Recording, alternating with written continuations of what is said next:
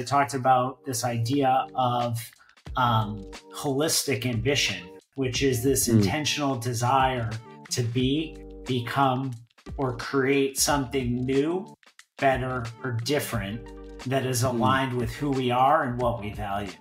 And so in the piece, I talk about how this could be everything from designing a dream house to ensuring your sick parents have comfortable end of life, training for a half marathon, or, frankly, and this might resonate with you, or just being more patient around your kids, right? And so I think that we need to kind of step back from this idea of, ambition is only tied to work.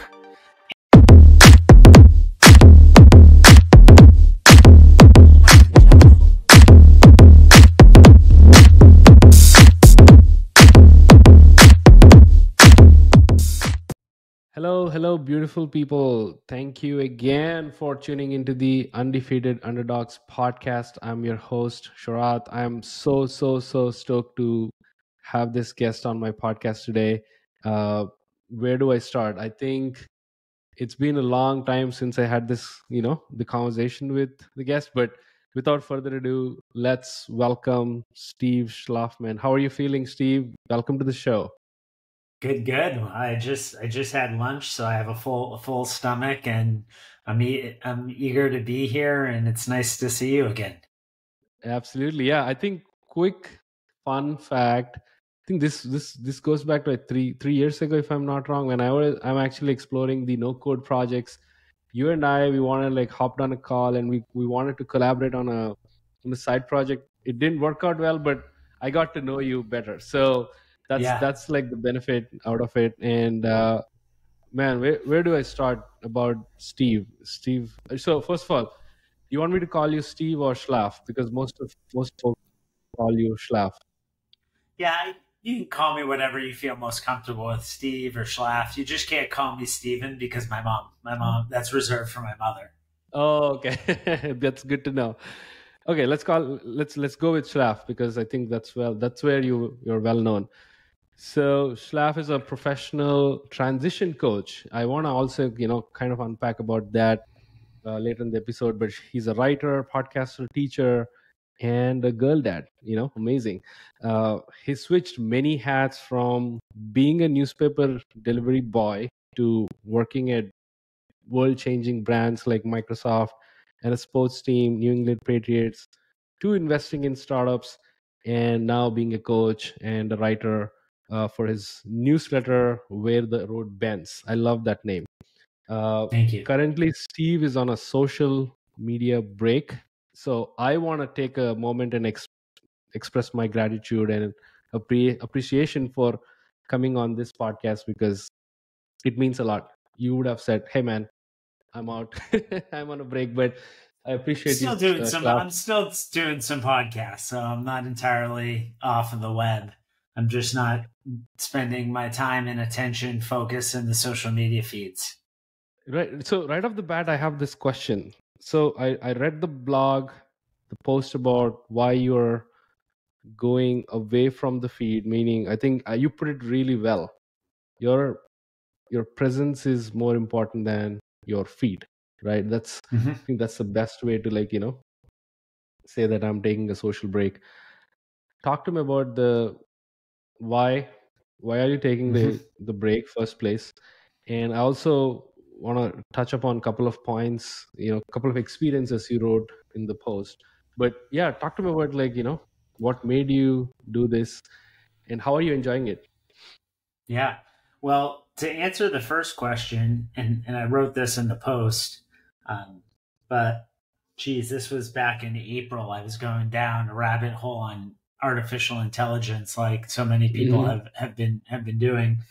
And I listened to an interview between Max Tegmark, the artificial intelligence and machine learning researcher at MIT, and on Lex Friedman's show. And Max effectively said to his wife that he sort of believes that humanity has been given a cancer diagnosis, and it could be life-threatening. There's also a chance we survive it. And so with that, I took out my journal in the days that followed and was like, okay, well, if we've all been given this metaphorical cancer diagnosis, Mm-hmm. how do I want to live with that? And the thing that really, a bunch of stuff came up as I share in the post, but what really came to the surface was I just want to be more present. I want to be more intentional with how I use what I personally believe is really the most priceless, scarce resource that we have, which is our attention and Right. really presence. And so that led me on a journey to look at all of the ways in which I lose presence and the things that take me out of presence, things that trigger me.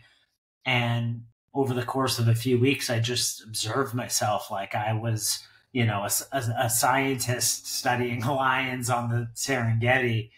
And what I discovered was that the one thing that reliably took me out of presence and eroded the quality of my attention was social media, specifically Twitter. And I went back and forth for a long time and rationalized, well, you have 70,000 plus followers. This is a lot of your business is driven off of Twitter. And I just that rationalization took place over the course of several months. And finally, I had this experience on a medicine journey that I won't get into here. But coming out of it, it was like, okay, I'm ready to really put down my phone and start to just cultivate the state of presence that I'm longing for. And to answer your second question with a shorter and more pointed answer, it's been amazing. It really, like, I haven't missed it one bit. There are some aspects that actually, that's not true. There are some aspects of it that I do miss, but on the whole, it's been really nice. And I feel like just things have slowed down. I'm able to more intentionally divert where I put my attention because, the information that I'm getting is no longer algorithmically generated. And so I'm really able to kind of feel my way into what it is that I want to consume and why. And I'm just seeing the ripple effects in my life, whether it's, at work or at home, being with my girls. Yeah. So, couple of follow-ups. For the first follow-up, I think we live in a very digital age, and our digital presence is, again, you correct me if I'm wrong. You saw the other side. I didn't see the other side. So you tell me, like, if the statement itself makes sense. Yeah, we live in a digital world where our online presence, our digital presence, actually is tied to our livelihood, right? Like founders, they're not on social, like promoting their stuff, talking about their business or their ideas, their futures, products, the milestones. It gets very hard to grow.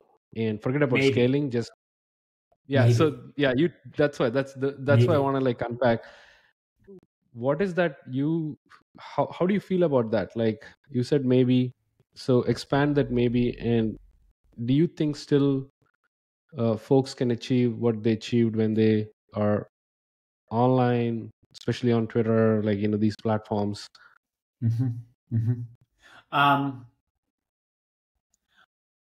Well, there's something that you said that triggered something in me. To me, it's not like our digital presence is the word you used. And what I like to say is at a certain point, it becomes our identity. And the more that we invest in that identity, the more we identify with it. And the more we identify with it, the harder it is to detach from that. And so why do I bring this up in the context of your question? Well, I think there's a lot of people on social media, whether you want to call them influencers, thought leaders, founders that use it as a means to grow. That presence ultimately becomes a significant part of them. And with that, there are narratives and stories. And we tell ourselves especially if we're in the echo chamber of Silicon Valley, that Mm. the only way to build a company or to be successful in your career or to do certain things is to have an active presence online.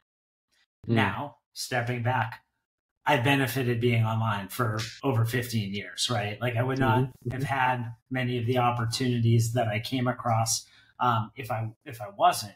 Now, that said, with a little bit of distance, what I've come to realize, Sharath, is that there are many different ways to play the game.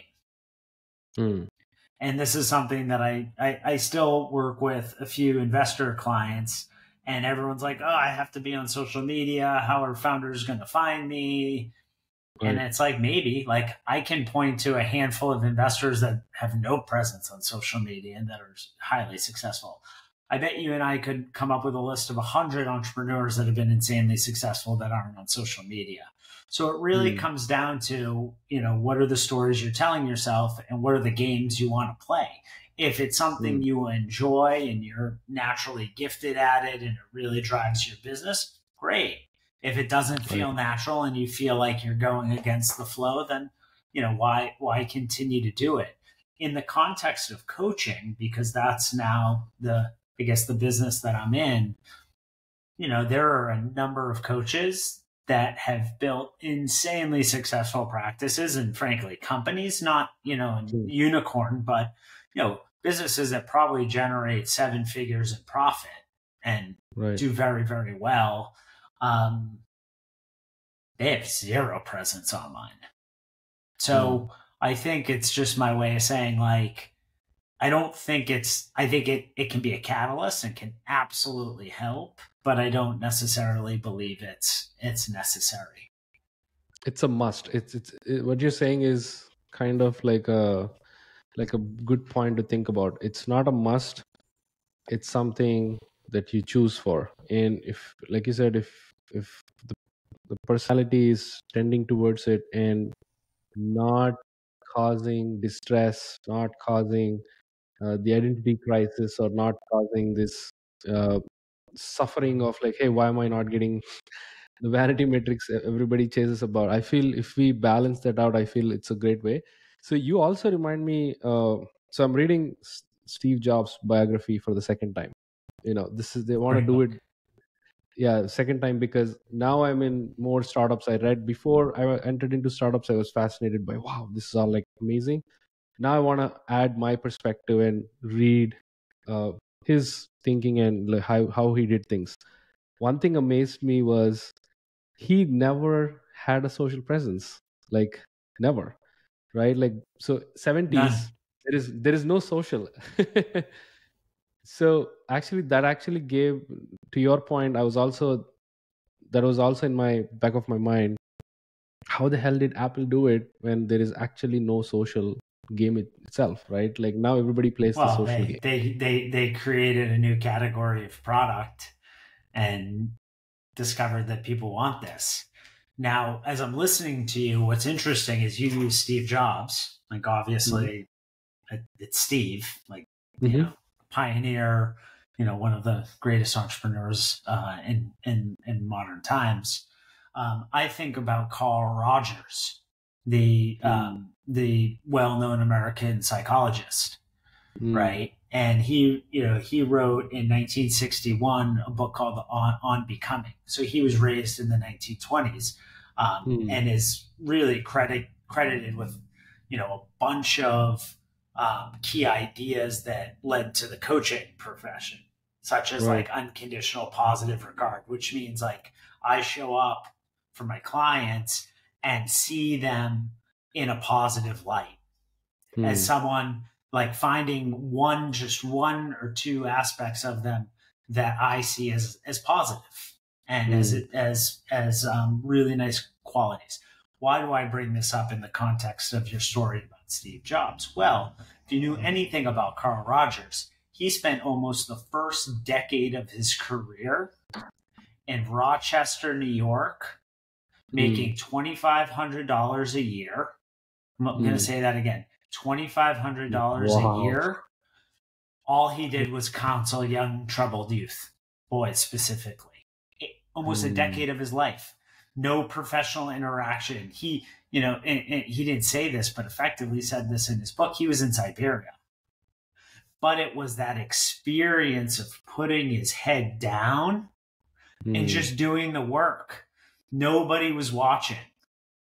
And through that foundation of experience, some of the most influential, approaches and philosophies around supporting human beings came to fruition. And so I think, listen, social media and being present online and building in public and all these things, it's a wonderful thing. But I also think there's no substitute for just putting your head down and doing the work. I think we should all spend a lot of time thinking about that. Like, probably we should. I don't know. I'm thinking that to start like a week off and week on to try it out. Like, how it feels when you put heads down working on something, not worrying about what other people think or anything that's kind of like distracts from us to actually focus on what we want to do, right?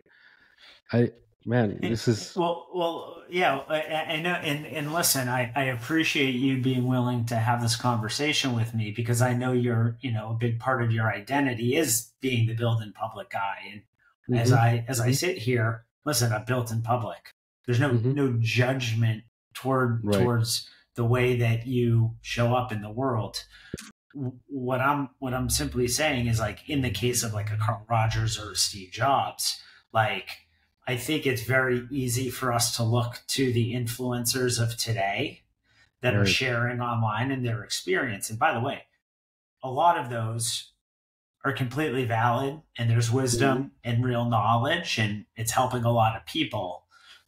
And I think there's a whole host of people like Carl Rogers that very few people on Twitter even know the guy exists. And you could pick up his biography and read even 100 pages of it and be like, wow, this thing is just dripping with wisdom.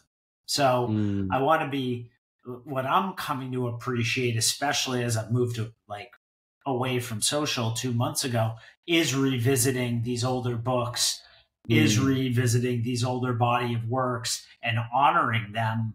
Because it's not like, hey, I learned this thing because I just started doing this thing. It's like, no, he was embedded in his practice for decades. And that this body of work that he's sharing with the world is the culmination of that. So it's just, it's just a different lens. And what I would say is, is there a way to hold both as ways to learn? Can you honor the past and, be in the now and learn from, who's out in front and sharing all the great things that they're learning in real time? That's true. I feel, you made me think about, we all should have retreats. I think what you're doing right now is kind of going to a retreat. It's exactly what it is. That's a great way to put it. Cutting down everything. Sabbatical. Correct. Yeah. I think we should all have take a mini, maybe like a quarterly sabbatical, because sabbatical, the word itself is stigmatized, right? Like, if you're not doing anything, at least to me, right? Like, where I come from in India, if you are taking sabbatical and not doing any work, you're lazy, period. That's true. That's true for the United States as well. Like, in my coaching practice, I work with, some amazing clients that have, all of them have had a fair amount of success, or a tremendous amount of success.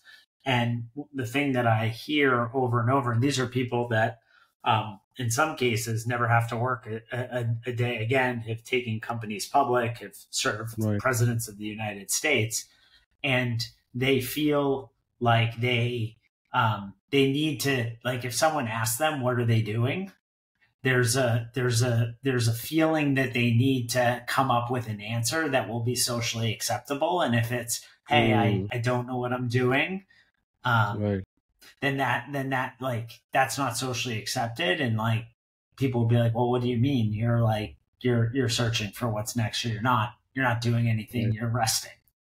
Right. I think I want to put it in an analogy. It's like a car refilling the gas once it's done its course, right? Like, so I think sometimes I stretch. I can talk about myself. I stretch, and all of a sudden I feel like very stressed out, very depressed that none of the things I'm doing is actually working, right? So Mm-hmm. these books, talking to people like you, that's why I'm doing this podcast. It actually resets my perspective now and then. Every episode everybody brings a new angle. Today you are bringing me that, hey, it's okay to take a small break out of everything, like focus on people who majority of don't know. I don't know who Carl Rogers is, I'll be honest. I have no clue till you said I about wouldn't him. So expect you to know who he is. I feel like you said, tributing the past, tributing that wisdom, soaking yourself in is really important, and I'm taking away that lesson with me. I want to do Yeah, like a and, and, second and can follow up. I quickly just add one point, Shroff? The Sure, other sure. thing that I would mention is that if you and I were having this conversation a month ago, I mean 3 months ago, certainly Hmm. 6 months ago, I would have had a very different perspective on this stuff. And Mm, so it's my way of saying, and this is something that I spend time with my clients on, but as we move through time and space right. and we embed ourselves in environments and systems, it Mm, ultimately influences who we become. mm, And so if we have a conversation, another conversation, if we do round two in a year from now, my guess is I might have very different opinions and beliefs and perspectives mm, on this very topic. So mm. that, in other words, I'm not holding these things very tightly Right. because they're going to shift and evolve and emerge. You're very fluid. That's what you're saying. You're Yes. fluid, like like water. In Bruce Lee's words, like be like water, go as you go, and experience Which everything, is right? why if you Uh, look at my Twitter so bio and what I've been my follow up question to the second part: uh, how are you building these habits? Are you building any habits when you feel like FOMO, or when you feel like, oh my god, I want to go back to my feed? How are you diverting yourself positively, not forcefully, positively, Mhm. uh, that you want to share with us? Because I think that's truly important, having like a practice where you took a stand and you actually are disciplined towards it. So Mhm. any habits or anything that you're doing uh, by not getting back to social? Yeah, so a few things. First is because it came from a place of choosing a way of being, right? Mm, It's not like I was coming at this from the standpoint of, oh, I mean, there were there were plenty of months and there have been plenty of times where it's like, I got to get off social, I can't, right? Um, and so to use my teacher's parlance language, I was below the line. I was triggered, I was mm, activated. It was very hard for me to create sustainable, lasting behavior change when I am triggered and activated. mm, Um, so the fact that this time around I started from this position of, well, what's the quality that I want to embody? And that mm, was presence. And because I've had a meditation practice for almost a decade, when I'm on the cushion or mm, I know what the quality of presence feels like and I know what it doesn't feel like. And so this is I'm saying this as an entry point into your question mm, because when we're like I knew the quality that I wanted, like I could feel it in my bones. And mm, so when I'm not feeling that way, then I know I'm not being the way that I aspire to be or live the way that I want to live, and so on and so forth. So from mm, that point, the habits were able to flow pretty naturally because I could feel when I'm taken out of that state or mm, and so on. So here's the way. here's how I designed around it is, I basically deleted social media off my phone, right? All the apps gone. Hearing itself makes me like, oh my god, how did you do that? Yeah, just hit delete, just hit hard tap the icon and started wiggling and press the X in the top right corner. But yeah, so I deleted it. The other thing you should know, which is I think I it I'm a big New England Patriots fan, having worked for the organization and grew up watching the team. All of my news comes from Twitter, and it's preseason. And so what I do is I log on once a day. I have a very specific curated list, and I give myself 5 to 10 minutes to just read about the Patriots because I feel like Twitter's the best source for that information. And I log off. I don't touch the main feed. Occasionally I'll check my DMs because a lot of people still reach out to me. Sure. And that's it. And that's the habit. But it really started. I also have 2-factor authentication to make it really hard. So I log out every time I log in. So the habit is removed it off my phone, enabled 2-factor authentication. And then when I log in, I have to log in. And that forces me to be highly intentional about how I use it. And I like that. If I'm being honest, like that's the core habit. And the behaviors around it. But it really starts from what's the state of being that I want to cultivate? I want to ask you a question about, so now that you're experiencing present, a lot of times, I can talk about myself, I barely experience present, meaning I'm either always chasing something. I don't know if it's good or bad. I'm being very vulnerable here. Like, I have this project, I have this idea I have this idea I want to tweet out, or I have this, interesting experiment I want to make. Always chasing something, or dwelling in the past, meaning, oh my god, like some pain will come to my mind, and some relationship something that comes bothers me. So in Naval's words, I try to inbox zero myself. The most present I am is with my son, my 2-year-old toddler. He's like absolutely present. He reminds me of, this is it, no phone, no TV, only him, toys, that's it. His questions, his curiosity, experiencing that and all that. So given you are experiencing more than I am experiencing, which is not being on social for whatever reason, right? Define present. Yeah, so presence is the way that I mean, there are many great definitions of presence, and a number of which I include in that last essay I published. But to me, it's when all of your senses are wide open and you're taking in the totality of your experience. So, said another way, your eyes are open, your ears are open, your nose, your taste, touch. Like you can feel your body, you can feel your feet on the ground. The Buddhists would say there's a sixth sense, which is kind of mindfulness, the ability to be aware of your thoughts, metacognition, things like that. And so when we're able to be with our totality of experience, what we realize is there's a lot more information that is coming at us at all times. And the reality is the volumes of the hundreds of thousands, if not millions of bits that are flying at us from our environment at any given time, only a small percentage are actually getting through to us. It would be too much for our brain to take in. But if we allow ourselves to start to give ourselves the capacity to be with more, it ultimately allows us to observe ourselves, to observe how we respond in the world. And with that, it creates choice.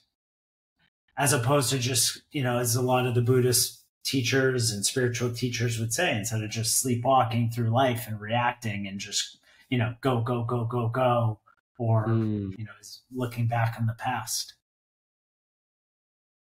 So what you said is absolutely interesting. I've only known that being present is observing your mind, observing your thoughts. It's a meta presence, but what you're saying is absolutely interesting, which is you're saying that there is a physical aspect to it. You can feel your bodily senses so much. Is that scary Yeah, to like if, you? well, I mean, I think it can be scary at times, depending on what sensations I'm Right. experiencing in a given moment. I've suffered from chronic chest pain, largely due to muscle tightness, Mm, anxiety, constriction. mm, Now I can feel constriction in my body pretty easily. mm, When I first started meditating and then being more conscious to this constriction and this like tightness in my chest, I was freaked out. I thought I was going to die. I'm not joking. Like wow. legitimately frightened, Wow. and especially when I was feeling that in a 10-day meditation retreat that was Wow. silent, or I couldn't really talk to anyone, Mm, frightening. And so that's not to say that this choosing this path of presence isn't worth it. What I mm, believe, especially um, whether it's business or creative pursuits, having this presence is actually a superpower because mm, you're able to tap into the totality of your experience and mm, ultimately choose, like, follow your energy, mm, right? Be able to just naturally follow curiosity, to know what excites you, to be mm, able to feel like, oh, this person said something and I feel like I'm feeling constricted. mm, And mm, like, I might not even be able to, like, might be subconscious, not unconscious, not conscious, but like, there's something that just doesn't feel right in my body. And so by having presence, it allows us to kind of be with it and start to know ourselves better. mm. I like that a lot. And uh, so, talk to me about how much of the influence your presence made on your business, the coaching, be it writing, be it everything that you're doing right now. Uh, Talk to me about, did you see like a difference between using your own brain power before and after? If yes, Yeah. I mean, this is probably the answer you don't want to hear, but I find that the more that I'm in presence, the more I want to be in presence, which means what are the things that bring me into presence? mm-hmm. Most of the time being with my family, like you. So, like, Mm, being with kids is a great way to do that. Being in nature, moving my body, mm, meditating. And so those things take time. mm, And so as a result of it, if I'm trying to cultivate these states, it means I'm not working as much and I'm leaving true, money and growth on the table right, because I'm choosing consciously to right, cultivate these states. Now intentionally. that said, yeah, and now that said, like, how's business going? Business is going great. Mm, I work with 16 amazing clients. I could work with many more, but I like mm, keeping my practice small. mm, And I've been on social media and I still have people reaching out to me almost every day for coaching. So, mm, you know, it's not like my concerns of my business drying up and dying. If anything, Sharath, you know what it's allowing me to do is mm, be way more intentional about the practice that I want to create. And it's given me just enough space to mm, start to think about a philosophy of change and transition and a philosophy of coaching that will hopefully, help me evolve my practice such mm, that, in 5 to 10 years, there's a really strong foundation that was laid that couldn't have been achieved or would have taken much longer had I still been, and I'm holding up my phone for those in the audience, stuck in the right. feeds. because my attention was too fragmented. Like I was unable to make certain associations and connections because, my attention was constantly being hijacked. And by the way, like I have self-compassion, and because I know that these products, are very addictive, right? And I have a lot of clients that are addicted to them. So, this is not easy, right? These companies have designed these products to be incredibly habit forming. So, just the reality of them. And again, like I was on Twitter for 15 years. Like I can't even tell you how many hours I spent in the product. Thousands, probably. You keep on talking about success, and you kind of like partially define, like for Carl Rogers, you define like a different success. You're defining a different success for yourself, and for other folks, like so on and so forth. Talk to me about it. What is success to you now that you're experiencing at this phase of your life? Yeah, what do you think about success, and how are you defining for yourself? Yeah, so back in the fall, so I guess we're recording in August of 2023.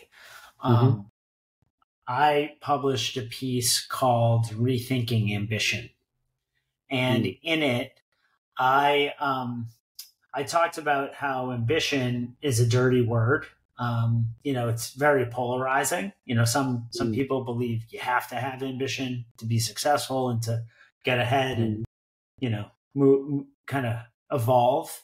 And then there's some people, on the other side of the debate that think ambition just kind of growth at all costs leads to a whole host of externalities that are quite negative. And I don't necessarily believe that ambition needs to be so polarizing. In fact, I actually think that ambition is a really powerful motivating force for everybody, right? It gives people a sense of purpose. And so I was thinking that because these two these two camps of ambition, like just didn't see enough in the middle. And so I wrote in this piece, I talked about this idea of holistic ambition, which is this intentional desire to become, or create something new, better, or different that is aligned with who we are and what we value. And so in the piece, I talk about how this could be everything from designing a dream house to ensuring your sick parents have comfortable end of life, training for a half marathon, or, frankly, and this might resonate with you, or just being more patient around your kids, right? And so I think that we need to kind of step back from this idea of, ambition is only tied to work, and that seeing that ambition actually has multiple dimensions if we're willing to look at it through this holistic lens. And one dimension is creating ambition, right? Which is like focusing on what you want to create and bring into the world. Another flavor is becoming ambition. So, which focuses on who and what you want to become. So like, for example, me being present and stepping into presence, that's a becoming ambition. There's I would also say it's related to being ambition, which is focusing on like how you want to show up as a human being. And then there's a doing ambition, which is just like, how do you want to show up every day? And what's interesting is maybe 5 years ago, my ambition would have been to be, actually not 5 years ago, I'd say more like 6 or 7 years ago, it would have been to be among the best venture capitalists in New York City. And now my ambition is quite different. It's like, yes, I aspire to develop expertise and mastery in my particular realm of coaching and run a successful practice. But another ambition of mine is to be the father that I never had growing up, right? And so I also have an ambition to take care of my body and my mind. And so what I'm trying to get at for those in the audience is like, we can define success any way we want. But if we're looking at it just across one dimension, I believe we're shortchanging ourselves of what's really possible. And, frankly, the benefits of having ambition. I think there is a sense of contentment in your thoughts, right? Like you're basically, how do I put this? You want to do at your own terms, not in other people's terms. I think if we all can come to that sense, everything will be like super easy. There won't be like, the misery or the suffering will go away.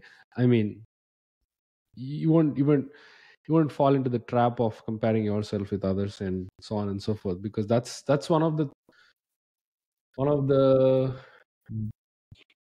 bad sides of our Silicon Valley is everybody is so flashy, like at least the successful founders, VCs, and not intentionally they're not pushing, but it feels like if you do certain things, that means like you'll make a name, or else you will end up in the end of other spectrum. To use Steve Jobs' terminology, you'll make a dent in the universe, right? Yes. And what I'm at this point in my life, what's interesting is through lots of healing and introspection and variety of other pursuits, what I came to realize and appreciate in myself is that for many, many years, I was living the life of other people. And, it helps that I'm in I'm dating myself now, Sharath. I'm in my mid 40s and I've lived long enough, and I've done like enough introspection and looked back to see how I didn't have as much agency and free will in crafting my path as I thought I had, that, I was absolutely influenced by things in my environment. And, whether you want to call it mimesis, mimetic desire, what have you. And what I'm starting to really appreciate in my own life, and it took many years of like de-patterning, seeing all my tendencies and ultimately, Carl Jung would call this individuation, but it's how do I really get to understand who I am as a person, and then ultimately design a life around that, even if it means that I'm not going to ever start a $1 billion company or run a $1 billion venture capital fund. And at a certain point, I had to look in the mirror and say, okay, what's enough? What's enough? And it's a question that I ask pretty much all my clients, like, what's enough to you? And when you get it, is it going to be enough? Right. And it's here's something I'll just say to just close the point is I'm living in the woods. I have 15 clients. I have 2 wonderful daughters, great wife, knock on wood, a healthy body, and, enough income to support the lifestyle that we want through my business. Will I ever make fuck you money? Will I ever drive a Lambo and have a yacht and, vacation in Ibiza and all? No. But I'm okay with that. And I'm more ambitious now than I've ever been. I think being in your own terms itself is ambitious. That's it. I feel. Yeah. You define your own thing. It's like my buddy Jonathan Basker, who's a super talented coach, and a very dear friend. When I was leaving the venture world, he said this to me, and I'll never forget it. He said, there's a time where I thought I wasn't ambitious until I realized my ambition is to live a good life. Oh man, that's. And once he said that, it was like, oh. It's like, oh, wow, that's profound. That's mic drop right there. That's a mic drop moment right there. Wow. Yeah. That's awesome. I struggled with a set of things that you mentioned. And yeah, after I think my Like son is what? born, the same thing you said, right? Like, being in the race, um, everything I do should be in other people's terms, by default. And immediate comparison, which will end up to jealousy, which will end up Hmm. to Envy. a lot of anger towards myself, which will end up to not loving myself and hating myself, Hmm. and which end up to like ungratefulness, so on and so forth. So I feel like, so I went to meditation, in Atlanta. uh, this was, and during COVID as well. And the Buddhist teacher there, he taught us, like, different practices, methods and Hmm. all that. But he is, and at that time he was very happy and very content, and he used to run a restaurant. He still runs a restaurant, which is like, which is so far from the downtown. It's like away from everybody, like a small simple business. And he removed so many of the things which I said, like, there is no point in being jealous with others. You live your own life. Would you trade what you have with the person you are comparing with? The answer is hell no, never. Right? Or No. maybe, but we often don't see the sacrifice and the cost that's required to go and achieve that life, right? Exactly. And my good friend Holly Whitaker, she wrote this book called Quit Like a Woman, Mm, and founded a company called Tempest. She wrote an amazing piece on her Substack Recovering, and her Substack's called Recovering. But she wrote mm, this piece on like what's the cost of success, right? And we only look at like GDP, to mm, measure like economic output or right. income. But it's Mm, like what's the cost to mm. maximize that, right? Like Nobody talks about it. it doesn't GDP doesn't take into account like what is actually required to produce that output, like what are the externalities. Right. Just like we don't look at what's required to generate each dollar of income and what's the cost. And for some people, it's not having a presence in their kid's life, right? Mm, Or it's, working themselves so much that they burn out and their nervous system's dysregulated. mm. And so it's Right. just my way of saying, like, to just piggyback of what you're saying is, um, yeah, potentially there is a cost to this. Right. And it's how do you ultimately want to be, It's right? all if choices. if yeah, and It's all if you do choices. it from a place of being aware and conscious, that's great, right? There's It's given that. nothing wrong whatsoever with wanting to be in the race, right? Like I'm in Right. the very early stages of a book project, and whether I publish it, we'll see.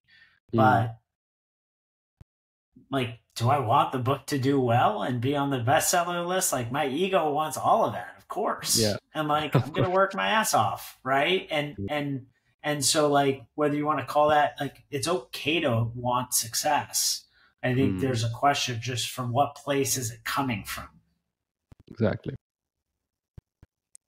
And this is getting deep, and I love it. I hope, like, listeners, understand this and absorb this and implement this. Though that's the most important piece. Let's switch gears a little bit. I want to talk about your early VC experience, early founder experience. Uh, what was that like? Do you ever miss right now? You're doing something else that you want to build, like a company again, or what's your some? I'm sure it comes to your mind at one point or the other. How do you navigate that? Uh, how do you handle that? Yeah, few things come to mind. First, do I miss it? I think there are some aspects of it that I miss. Mm, I miss the pursuit of the chase, going to win a deal, right. getting conviction, Right. finding a founder that I absolutely love. Hmm. Um, I would say I miss working with founders and people in the business, but in a lot of ways through my coaching, I get a lot of that. Right. Um, the thing I don't miss is the constant pursuit, the taking pitch meetings every day, email Right. flooded with pitches and having to call through all of them. Like that, there were a lot of aspects of the business that caused a lot of anxiety and stress. First, unconsciously, because I was ignoring them. I was basically repressing and suppressing lots of thoughts and emotions. But then once I started to kind of wake up and clean up and grow up, as Ken Wilber would say, it became very clear that this wasn't for me. And that I was really chasing someone else's dream. And now I mean, there's definitely a number of relationships that I miss. But on the whole, I don't really miss it at all. I think my life today, even though, my economic output is not close to what it used to be, is 1,000 times better. I work for myself. I get to pick the clients I work with. I get to help people. I work probably no more than 30 to 40 hours a week. I have freedom and autonomy. This afternoon, it's gorgeous out. There's not a cloud in the sky. I get to go for a bike ride. And so I don't miss it. Now that said, like, there is a part of me that wants to build something. And I don't think I want to go and build the Silicon Valley style company, but I could imagine eventually building something in the coaching space, maybe a retreat center of sorts. I definitely have a lot of creative energy, and I definitely feel the desire to build something that's bigger than me. Now, that said, I'm being very patient. I know exactly I'm very confident in the path that I'm on, and I'm trusting and have faith that something will emerge, and that when the time is ready, it will be ready. I don't feel the need to try to force anything. It's like, can I flow with the river? And when I stumble upon something and it feels right, then I'll go after it. Now that I do want to make one point, kind of on the heels of whether I miss it. A few weeks ago, I went for a bike ride, and I was like, just for the sake of comparison, I was on 20-minute VC with Harry Stebbings. I mean, when he was within probably the first year or maybe second year of him getting started, and I listened to it, and it's so amazing. I'm like, this is like a different person that I was listening to. I'm like, I can't even believe this was my life. Right. And so it just was such a great reminder that, using a word that you said earlier, is like, life is fluid, man. Like, it's like, depending on, kind of where the winds take us, it's why my Twitter bio now says, I contain multitudes and potentials, is because like I always hesitate getting too affixed to any sort of identity, because I believe that, if I really lean into this natural unfolding in my life, that it's going to change. I love that. When did this shift happen? Meaning the tactical side of Schlaf went to the philosophical side of Schlaf. Well, if I look back at my high school journal, I think there was a philosophical, deeply introspective part of me from a very young age, which was kind of cool to see when I revisited a bunch of old journals. The fact that I was a jock, using kind of like American parlance, and played football, yet I kept journals, probably tells you a lot. But yeah, so I think that this part has always been part of me. Now, that said, it really started to take hold about a decade ago. I went away to, actually it started well before that, if I'm being honest. I started practicing yoga in 2003. So I graduated from college in 2003. I moved to Seattle to work for Microsoft, and my ex-girlfriend from high school, who I'm still really close with, said that a friend of hers opened a yoga studio in Seattle, a hot yoga studio, Power Vinyasa. And here I am, like, yoga? Like what the hell's yoga? Like, she's like, just try it. Like, Right. go to my friend's class. She's an amazing teacher. You're going to love her. And that was really kind of the first taste of it. Yoga is a moving meditation, right? Right. It wasn't until almost 12 years later, despite having a fairly regular yoga practice, where I read The Power of Now by Eckhart Tolle, I mean, literally on a whim, while I was on vacation for my brother-in-law's wedding. And I read it. It knocked me on my ass. Immediately, I came home from the vacation and was introduced to a meditation teacher by a mutual friend, learned transcendental meditation, and my life has never been the same.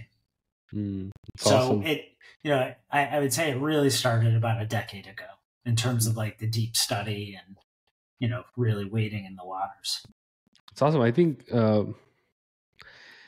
I can't wait to see you write some of this stuff you mentioned in the book. So talk to me about, like, let's talk about your writing process. So you write Where the Road Bends, and most of your writings are stories.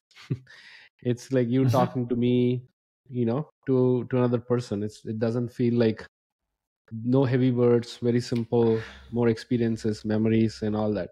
So talk to me about, like, how you write, and what are you exciting about this book project? Yeah, well, I would say that Where the Road Bends has really been a labor of love. I don't know who in the audience needs to hear this, but for many, many, many years, I mean, almost for more than a decade, I had this deep desire to write. And when I was an investor, early days of an investor's call, like 2010, I spun up, I think, Schlaf.me, and would just occasionally write. And I always wanted to write, always. But then I was like, it's kind of not that important. I have other things to do. Like, if I spend all my time writing as an investor, is it, like, am I going to miss out on things? And I just kept on punting and punting and punting. And finally, when I decided to leave the investing world, I'm like, okay, I'm going to really I'm feeling called to really express myself using this medium. And I ended up hiring an editor, a woman by the name of Rachel Jepson, who is a super close friend now. She's, as I like to joke, she's like a coach, a therapist, an editor, and everything in between. Right. And I just fell in love with the medium. And I write morning pages pretty much every morning. It's a big part of my practice and just the way that I start the day. And where the road bends, it's funny, actually, if I back up, when I started working with Rachel, she had me fill out audience, almost like audience development, where I fill out 3 different persona types and who I'm speaking to. And within 4 months of me writing, it just was very clear that I wasn't really writing to founders or, certainly they're in my audience.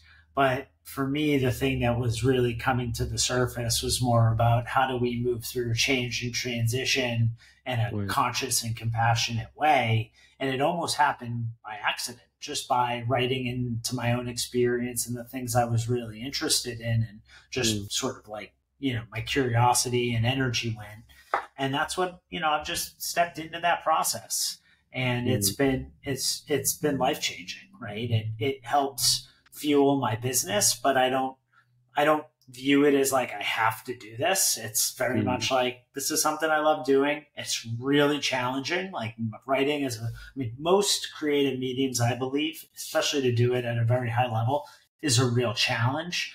But I just get so much satisfaction out of it. I love the topic of exploring conscious and compassionate transition and personal evolution. And yeah, it's been a real gift. And the best part is I literally feel like I'm still a freshman in high school, and I'm learning every day. And it's been a wonderful process. And then in terms of the book project, something that I'm sort of sitting with is that it's very much an unfolding.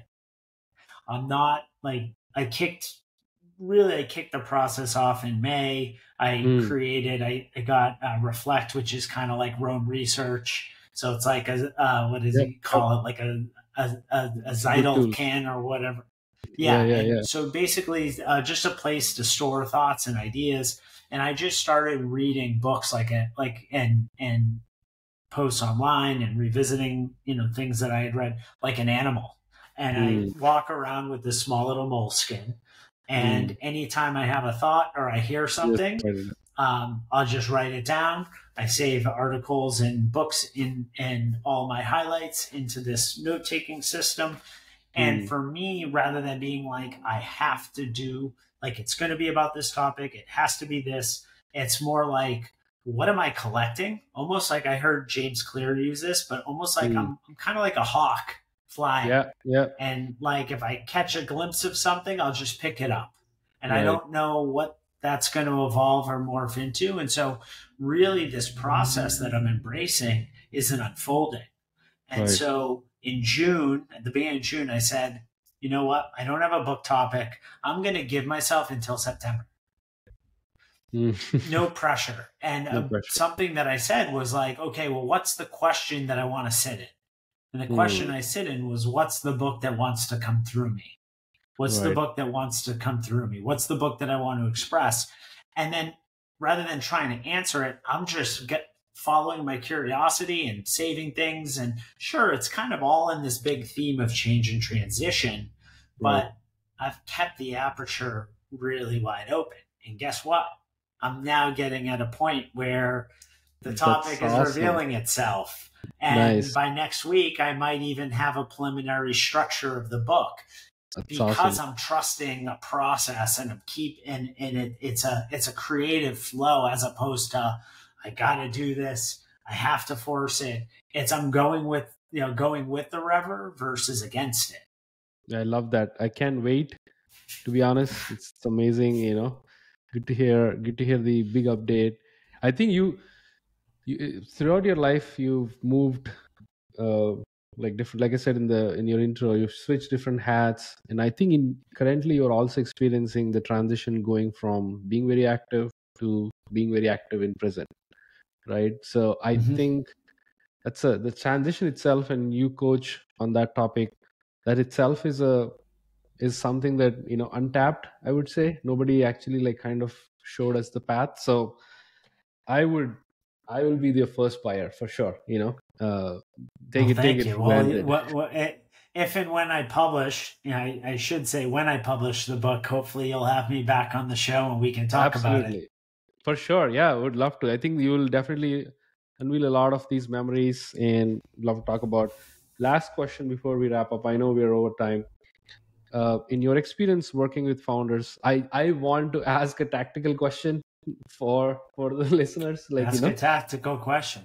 Yeah. So where do you think founders struggle?